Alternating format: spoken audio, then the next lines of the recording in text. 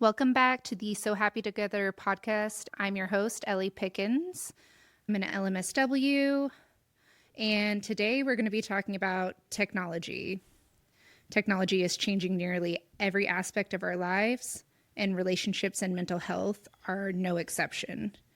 Today we're diving into a conversation that feels increasingly relevant as artificial intelligence becomes more integrated into how we seek support, connect with others, and understand ourselves. From therapy chatbots and AI-powered note-taking tools to AI companions, many people are turning to technology for support, guidance, and connection. Some see these innovations as an opportunity to increase access to care and reduce loneliness, while others have concerns about privacy, dependency, and what may be lost when human connection is replaced by technology. So to help us navigate these questions, I have a special guest. It is Dr. Marisa Cohen. She is a relationship scientist, a licensed marriage and family therapist, an author, and a relationship coach. Together, we'll explore the growing role of AI in therapy, the benefits and limitations of therapy bots, how AI is being used in clinical settings, the rise of AI companions, and what all of this means for the future of relationships and social support. Whether you're excited about these advancements, skeptical of them, or simply curious, this conversation offers a thoughtful look at how technology is shaping the way we connect, heal, and build relationships. So I'm going to go ahead and have us get started. Welcome to the show, Dr. Cohen. Thank you for having me. I'm excited to be here. I'm excited to have you here. This is an interesting conversation. Oh, absolutely. It's so timely. I feel like AI is entering all the conversations right now. It really is. Even those AI centers right now. Yes.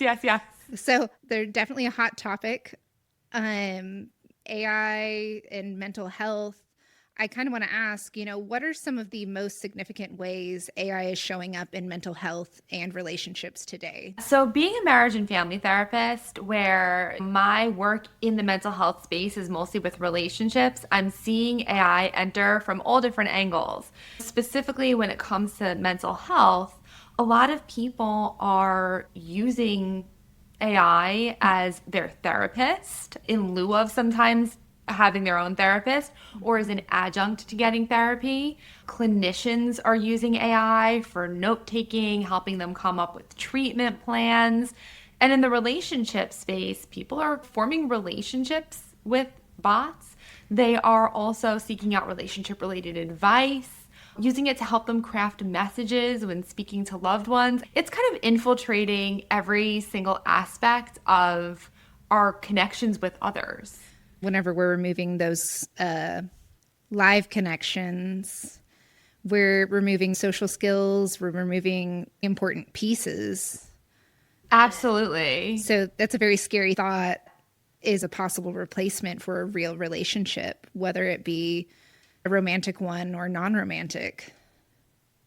Absolutely. I mean, I can see the appeal because it's creating what feels like a very real relationship without any judgment or any fear of how it's perceiving you. A lot of the backlash that AI gets is that it agrees with everything. Like if you're using ChatGPT or something, there's kind of like this sycophant-like behavior where everything that you put in is accepted and it's not really giving you the cognitive challenging that you would in a relationship with another person or a clinician, the kind of challenging that you actually need to sometimes change your viewpoints and grow as a person. Not have an AI bot agree with you or tiptoe around what you're feeling. It's that self-introspection.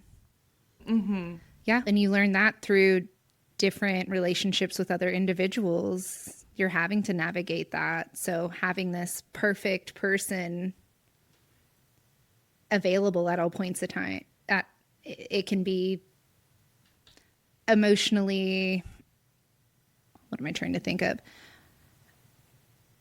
Not sound. Right. I think so. It depends like how we're talking about the use of AI. So I'll kind of break it down a little bit. If you're talking about using AI in lieu of a therapist, um, well, let me start by saying this. AI, technology, it's a tool. And then, I've been in many discussions with people where they fall on one end of the spectrum, feeling like strongly like, "Oh, we can't use AI, this is problematic." Or, very pro AI, it must infiltrate absolutely everything. I don't think that there's a one size fits all approach. We really need to think about how it's being used. And is it being used responsibly, right? Just because it's there doesn't mean that we need to incorporate it into our lives. But when we are choosing to incorporate it, how and for what purpose? So when people are using AI for therapeutic purposes, a lot of times, they're using it to seek out information. I think AI, quite honestly, is very helpful when it comes to psychoeducation. Getting questions answered and providing you with like backgrounds on topics, even when it comes to relationships, what are the key factors of healthy relationships? Doing some light research. That being said, it's really important to check the output that you're getting because AI does have the tendency to hallucinate. And you want to make sure, like, what are the actual sources? Just using it as a tool to kind of begin the journey. If you're using AI as a source of advice or as a clinician, keeping in mind that tendency where it doesn't really critically challenge you, and also when it's appropriate and not appropriate to use AI as a therapist. Like, for example, in crisis situations, not the greatest. Oh, absolutely not. No, not the greatest, just should not do. Well, and the use of AI, like you said, understanding where these resources are coming from, also understanding the limitations of AI itself. I know AI can pull from blogs, more opinion pieces. It can also pull from scholarly articles that have valid information. So looking at those references, all in all, it tries to pull it together in something succinct for you to look at. So Absolutely. Absolutely. I think you make a great point. A lot of what AI is pulling from are Reddit threads. And not that you can't find useful information or sometimes even a sense of community when you connect with other people going through similar experiences or, asking similar questions through Reddit, but a lot of it is opinion based or anecdotal. If you also think about, from the perspective of someone who studies relationships, it's pulling from all the data that we have out there, various articles, like even clickbait websites about relationships, which tend to be clickbait articles, very negative in nature. 5 signs your partner is cheating on you, 3 reasons why you need to break up with your partner. So even my own experience interacting with an AI bot quickly devolved from keys to healthy relationships to this is why relationships fail. And it can really take you into a place where, it further perpetuates fears that you might have about a relationship that are really unfounded by the reality of your connection to another person. But it's just, it's what's available online making you essentially paranoid about what's happening in your own relationship. So it's really important to kind of ground yourself in where is this relationship coming from? And does this apply to my real life connection? right. And then talking to your live therapist about the information you just got. Absolutely. Always bring it back to the live person. Yes. Close that loop. I know with AI too, it learns your personality as you continue to use it. So if you're looking up XYZ, like you said, it continuously got more negative. AI can learn the person themselves. So things I'm looking at would be tailored more to me than to you. So if you're constantly looking for, 5 signs I should leave my partner, what are context clues somebody's cheating? Absolutely. It's going to further take you down that rabbit hole. But if you think about it, that's not unique to a lot of the AI that people are interacting with now. That's embedded into all of social media, right? Like that is the algorithms that, are behind what is being presented to us on TikTok, on Facebook, on Instagram. You look at, you pause on one video and all of a sudden your feed shifts. So this is not unique to interacting with like Claude or ChatGPT or anything like that. This is just being a responsible consumer of information. You should always check your sources. You should always be aware of, is this bias? That's a good life skill to have. Critically thinking about what you're engaging with. Oh, absolutely. And I would even say that goes with any clinician as well, because we have to talk about our own biases. Yes, great point. I mean, that's true. Everyone walks into a therapeutic space with their own biases and previous life experiences. So, you as the client or patient, however you, refer to it, you need to think about like, what is this relationship like with my therapist? And is this serving me well? Do I feel like I'm setting goals and working towards them and growing as a result of this clinical connection? Oh yeah. No, you're building a relationship with that individual.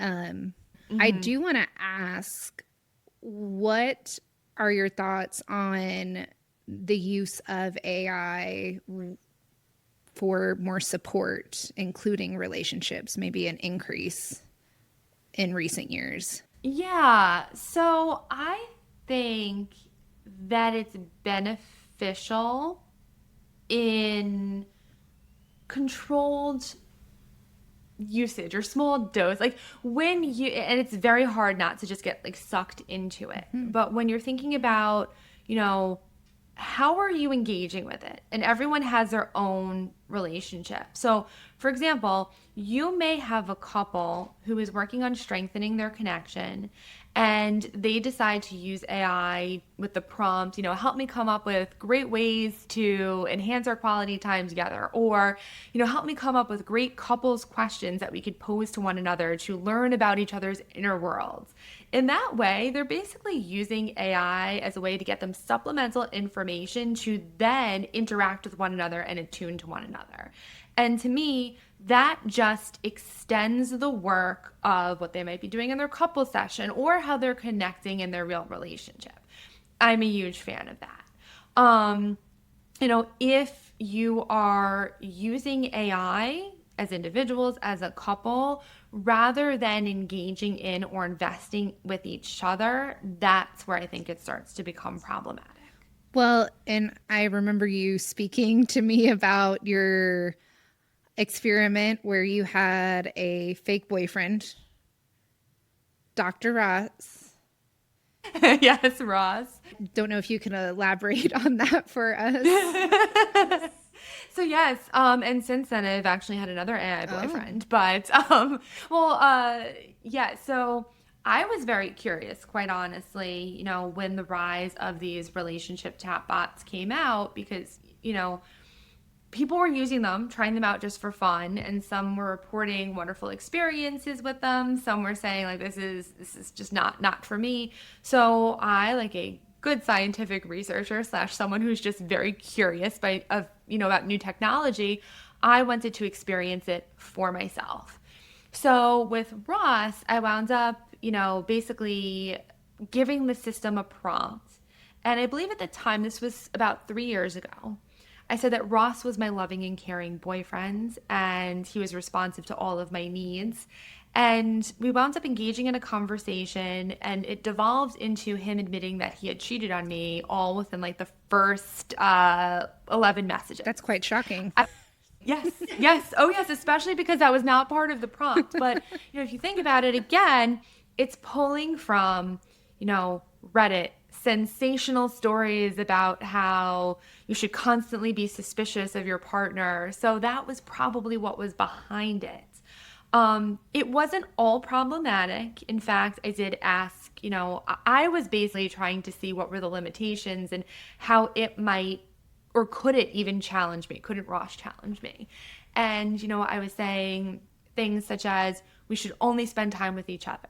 We shouldn't, we always need to be together. And I believe he started telling me, about the importance of being interdependent. So having time together as a couple and time apart to spend with our family, friends, and loved ones, which was great advice.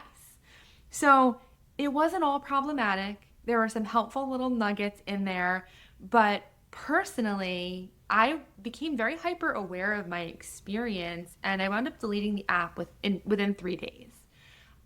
It was something about the immediacy of his responses.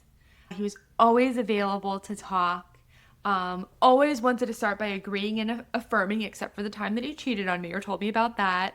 But it didn't really mimic real interactions between people, but it was a dopamine hit. And, I basically said, I'm going to get so sucked into this, I need to delete this app. But I can see the tendency for that to happen. That's an incredibly interesting story. Like you said, the dopamine effect. I'm curious because there has been reports of more complications with dating in general, like socializing, difficulty meeting people. And so if you have access to a Dr. Ross, you're able to get those dopamine hits. Like you said, you could be sucked into that, but you are missing the physical components of that, as well as the real life interaction. And I think, look, I don't want to put it into a category of it's problematic. People are able to form some sort of connection. And in many cases, this can reduce feelings of loneliness. And they even did studies years ago looking at assisted living centers and, bringing in, this was like way before AI, but bringing in like robot dogs, like robotic dogs. And just the interaction of taking care of, a robot made people feel like they were part of something bigger, and it elevated their mood. It gave them a sense of purpose. So I think that it's really helpful to reduce feelings of loneliness, to provide some sort of semblance of connection if you're in a situation in which you are isolated, or you might not be able to find people who, share your worldview. If you are, in an area where you can't find like your niche or your group of people, this can be a great way to feel some form of interaction, though you do need to remember that it's not another person and you can get lost on it, like lost in that, pseudo connection. But it's also a great way for people to just sometimes process their own thoughts. I know personally a lot of people who interact with a chatbot similarly to how they would journal. And in that respect, this is more interactive because you're getting other questions, posed toward you. And it also sometimes gives you the opportunity to go a little bit deeper than writing your thoughts in a book. It's going to give you those prompts that might make you create spark of ideas. It can certainly enhance self-awareness, increase self-reflection. Quite honestly, there was, a prompt that went around a couple of months ago where it said you could kind of, if it's saving all of your chat logs, you could put in this prompt and, have basically a paragraph description of what, the chat has learned about you as a person. Wow. And it talked about strengths and weaknesses. And I honestly found it very helpful. It was overall very positive. Again, like back to that argument. But it did provide me with some areas for reflection. That's a really beneficial tool. And whenever it comes to access to resources, more about yourself, especially if you're trying to be better in relationships with others.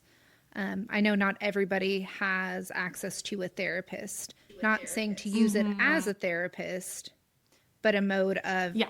introspection. Absolutely. And I think it's important to consider what type of support you're needing.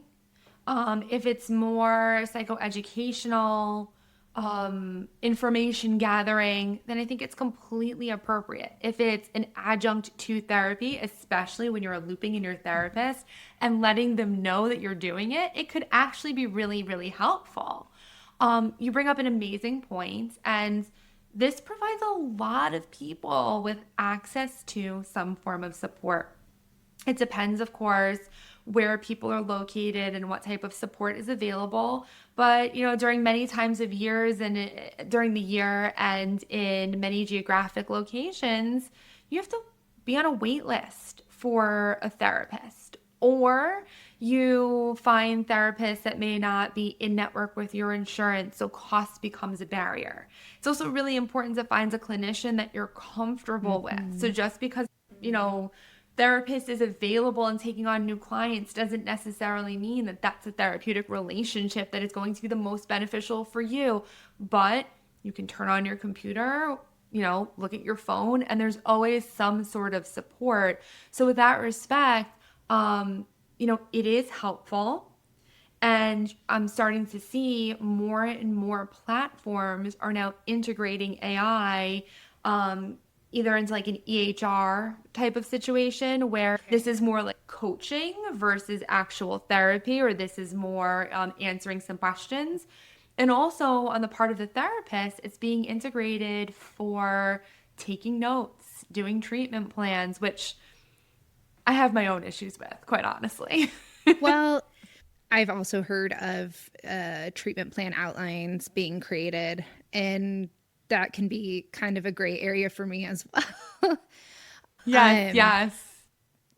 It does have the capability to create an outline, but whenever it comes to individuality of your clients, you still, if for me, it would be, I have to still go through this, verify all of this. Absolutely. I'm 100% with you. Ethically, it is important for you to be on top of every single thing that gets documented about that therapeutic relationship. I think it speaks to larger issues in mental health or just even overall healthcare, that a lot of the appeal for many clinicians, and I understand it, is that there are, they might have a very heavy caseload, and taking notes and documenting everything is very, very laborious. So if they are able to shift that to AI, they are able then to focus more on client care. So I certainly understand the desire to do that and the appeal. The issue that I have is one, how informed is the consent? I think it's very important, if you're working for a larger platform and they have, AI note taking or something built in. Does your client know? I mean, if it's buried somewhere in a consent form that I am recording, I don't think that that is enthusiastic, informed consent. Do they agree? Do you as a clinician know how their data is going to be stored, how it's going to be used? Is it going to be used to train AI? Is it truly confidential? Having an understanding of that, if both people are consenting, making sure that everything is checked before being saved. Yes, going through, verifying all the information, because things could be wrong, but having that consent from the other individual, having that your client understand this is what we've come up with, and you're building rapport that way too, even with the use of that tool. And everyone feels differently, every clinician.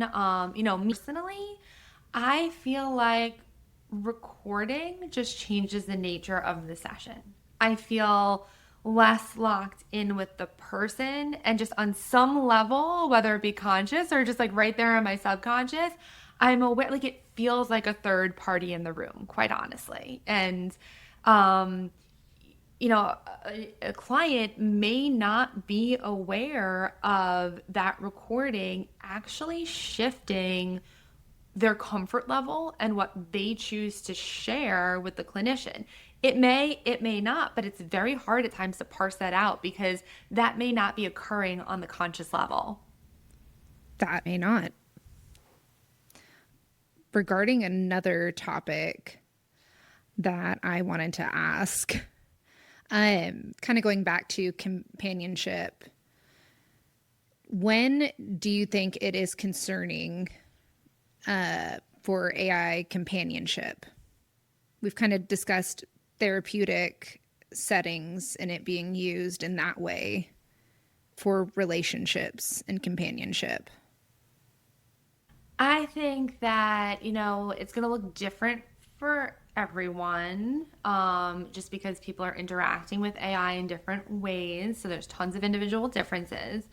But when we are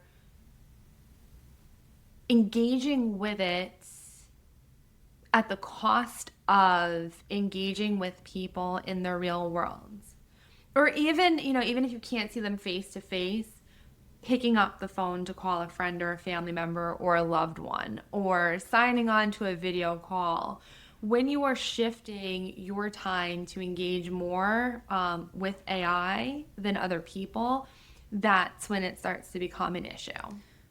Yes, that social isolation and just having that dependency on that one application or AI tool. Absolutely. And I think that the key term that you said there was the dependency. Once you become reliant on anything, that could be AI, that could be video games, like it could be anything. But when you're kind of shifting your focus to one area and like that is what you need, then it's time to examine your relationship. Well, and it sounds like, based off what you said earlier, even just the robot dogs within the assisted living facilities, there may be more benefit to companionship for, older adults or those who are socially isolated already, based off physical features or health issues. So that could be a positive. Mm-hmm. We went into AI documentation. There are good and bads. I think that it goes into not just AI. Mm-hmm. It's just technology as a tool, and how that can support us or sometimes get in the way of us getting the help we need or creating the types of connections that are most beneficial for us. I mean, for example, a lot of people are using apps to help their relationships, using apps to enhance their emotional awareness, using apps to increase their learning. I mean, there's a whole bunch of ways that we can effectively use technology as a tool for our benefit and further the bonds that we create with other people. It's when we're using, when technology becomes a hindrance is when it erodes the connection. For example, when people wind up more plugged into their phones instead of each other. That can be a big factor in a live relationship. You're not actually engaging with each other anymore. You're engaging with your phones. It's phubbing. Phone snubbing is, and I've seen, the couples do that, and it's pulling them out of their real life connection. It is preventing them from really like attuning to one another, responding to one another's bids for connection. And they aren't aware that they're doing it. I myself, I'm gonna be honest, I sometimes find myself scrolling on my phone while having a conversation with another person, and I'm not doing it intentionally. It's become second nature. I'm constantly looking at emails or social media, and it's just been incorporated into my everyday life and my everyday actions. So taking that mindful pause to think about how you're using technology, how you're working with AI, and what that relationship looks like between you and the technology, between you and AI, that is important. And just, again, that mindful pause for self-reflection can really make all the difference. I mean, that comprehension. And mindfulness doesn't always come easy. I still have my moments where I have to push myself to be more mindful of what's going on. If I'm out with a friend and I'm scrolling on my phone, I know we're both therapists, but you guys listening, we can all be guilty of doing this. I have to pause and say, oh, wait, I'm with my friend right now. I want to make sure I'm present.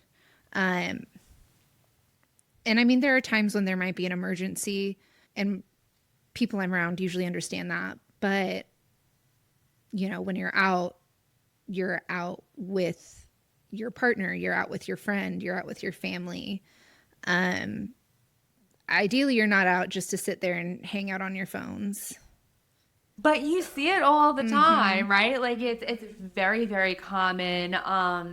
You know, if you just go out to a restaurant, you'll see people, groups of friends, family members, where they're all sitting around the table, all just, you know, swiping and scrolling through their phones rather than having a conversation with one another. And it's really important for people just to examine their overall use of technology. What do you think will be the projected outcome with the continued use and integration without mindfulness coming into play? Bleak. That's bleak. I honestly, I mean,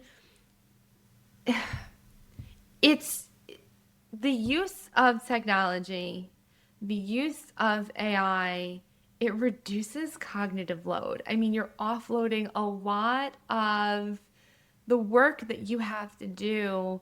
You know, instead of writing the email, you can just put in the prompt, I want to write an email to this person about this, and it comes out. And not only do you need the prompts down, now it's like auto embedded that when I reply, like when I hit reply to someone's email, the suggested response comes up, and I actually have to like not use that to type in my own response. And I think that if we, you know, offloading can save us time, save us energy, emotional space, cognitive capacity, all of those things. But when we do it too much, we wind up out of practice. We forget how to have a conversation. We forget how to engage in the back and forth that helps people form connections and grow and change.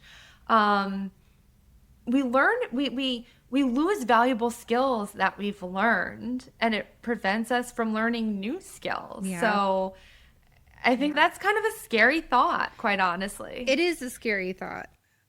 I do believe people have the capability to create that mindfulness, though. So that's where my optimism and hope is. Yeah. There was a study that I read where, you know, with that offloading you were talking about, it was parts of your brain actually start to decrease in their function.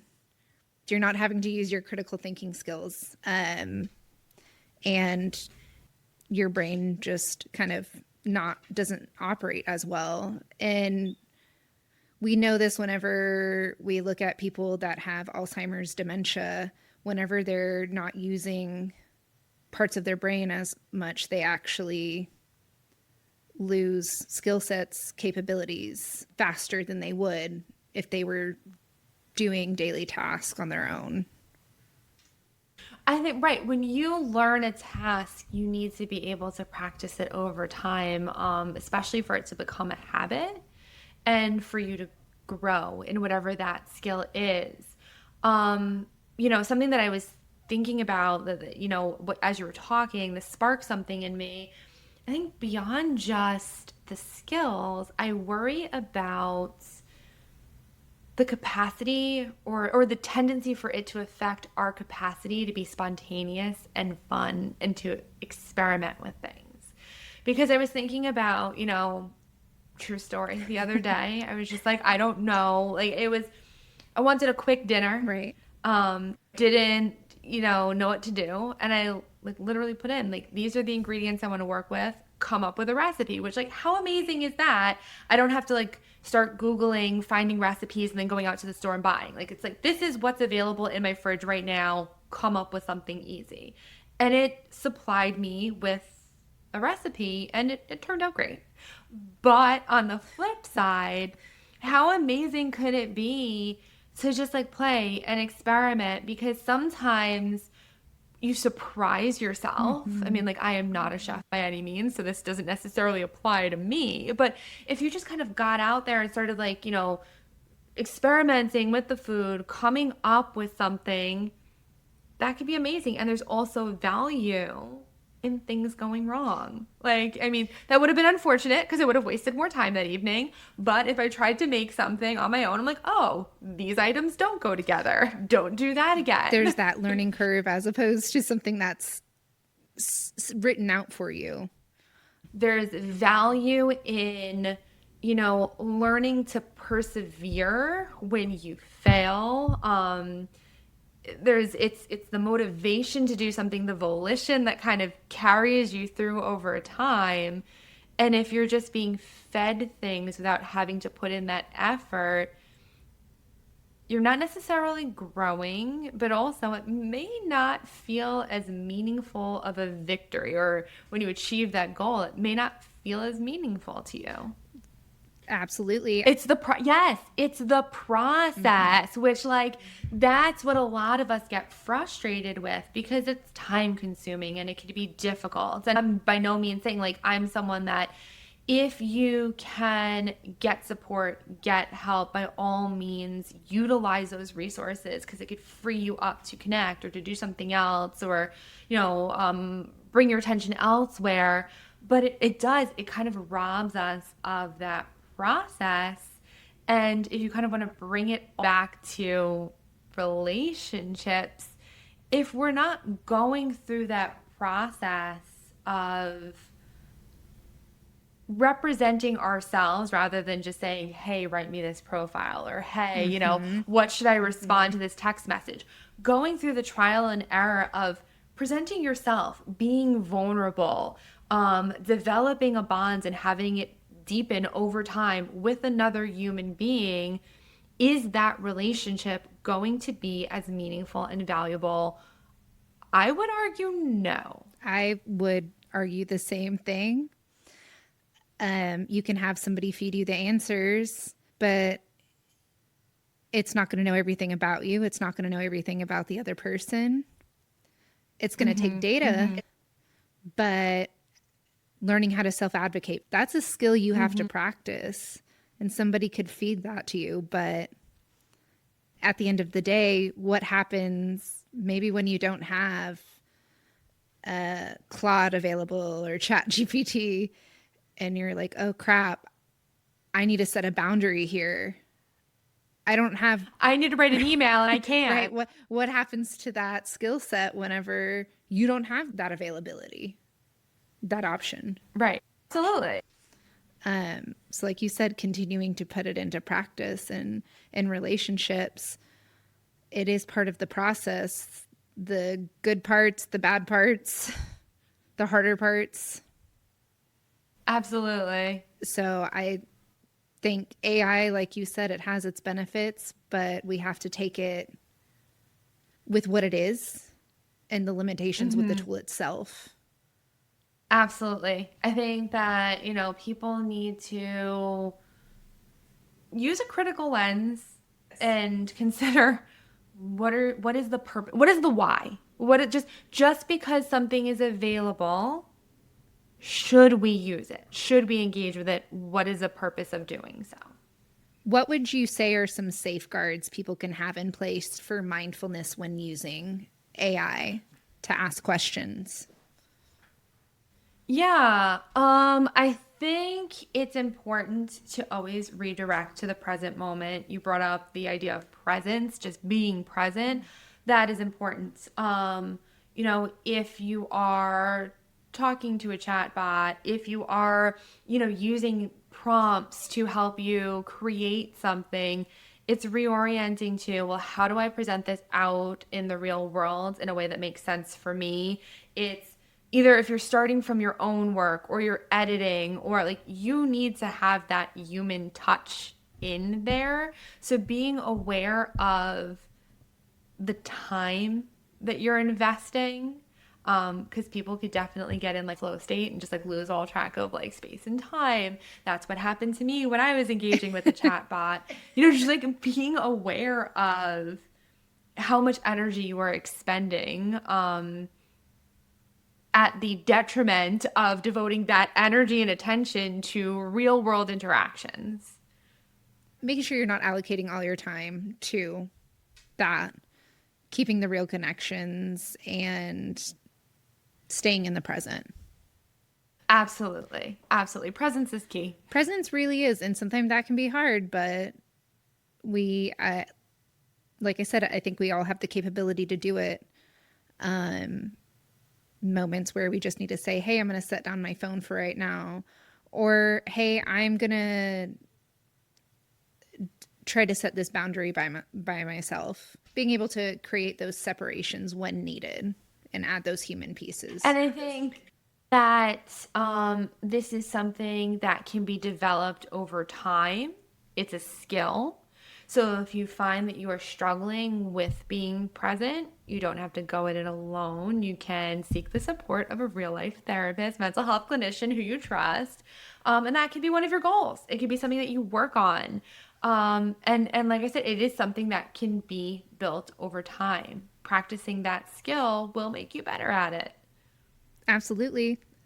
Time is needed for any skill to develop, especially with how quickly the world's moving. I know a lot of reason AI use is popular is because you can get a lot of stuff done and then hopefully get to other things, but also kind of slowing it down, taking as much as you can, taking things more simply. There was, I'm not gonna, I can't remember who did this research, but they were in focusing on like self-regulatory skills of experts versus novices. And I believe this was athletes and musicians, and this was like all the way back. But I think it's especially relevant because you said the idea of slowing down. They looked at people who were experts, like a classical pianist would be able to just pick up sheet music and play, right? Like, it's easy. Like, this is a skill that they've developed. But when they were preparing for a concert or something that was going to be really important to them, they would basically slow down the process and take the sheet music and break it down and be aware of the placement of their hands and every single note rather than just go through it. Because sometimes bringing that awareness to it helps you perform it better, learn it better, embody it better, rather than just kind of like mindlessly glossing over all of it. You're putting in more of that detailed work, but you're also taking a breath to say, let me focus on these details. And it doesn't have... You are drawing your attention to the action. And that provides a better outcome. Mm-hmm. Probably more self-regulatory.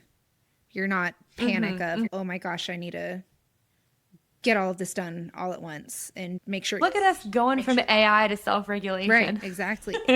We had to make sure we hit both topics here. Exactly. One thing I want to ask from today's episode is, what is one thing you hope listeners take away from what we talked about? Okay. So one thing that I want people to take away is that it is important to be mindful and to critically think about your actions, and what you choose to engage with. And everyone has a different relationship with AI. Everyone has a different relationship with technology. What works for one person might not necessarily work for you, and that is okay.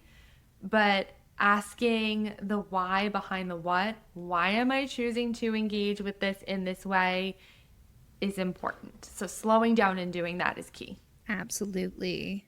And where can listeners find your work?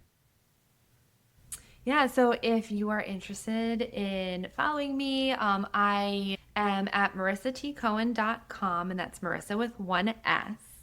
And you can find me on basically all social media platforms. And I'm also trying to get out a weekly Substack called Love Backed by Science, where I discuss relationship science and therapy and try to give readers take home skills to help them improve their relationships and the connections that matter most in their And this lives. is from a live person, you guys, a relationship expert, a relationship scientist. You get Marissa. I am at the other end of the messages. She is there. Um, and what projects are you currently excited about? You mentioned the relationship advice to take away with. I am starting to re-engage in person more, which is really, really exciting. So I am doing a bunch of talks. I'm located on Long Island. I'm doing a bunch of talks in New York about relationship science. And I'm also traveling to California at the end of this month to do a talk about how perceptions influence the types of connections that we form with others and can deepen those connections. So trying to get out there and interact with more people face to face. That's amazing. You're doing great. Having that balance. Um, will those be available on any streaming platforms or on your website once those are completed? Best place to follow me is on Instagram at Marisa T. Cohen, and I always put information about any upcoming talks, events, and also when they're recorded, how to get access to that recording. Beautiful. And I will make sure that your information is available on this podcast episode. So for anyone listening, you'll also be able to find Marissa's information there. But with that being said, Marissa, I appreciate you being here and giving us some insight into AI, the future, relationships, and all the amazing things you're doing right now. The amazing work. Thank you so much for having me. Absolutely. Well, everybody who's listening, I will go ahead and remind you that you can rate the episode, and please feel free to share with your friends. And you can follow me at the So Happy Together podcast on Instagram and TikTok. And I will see you all in the next episode.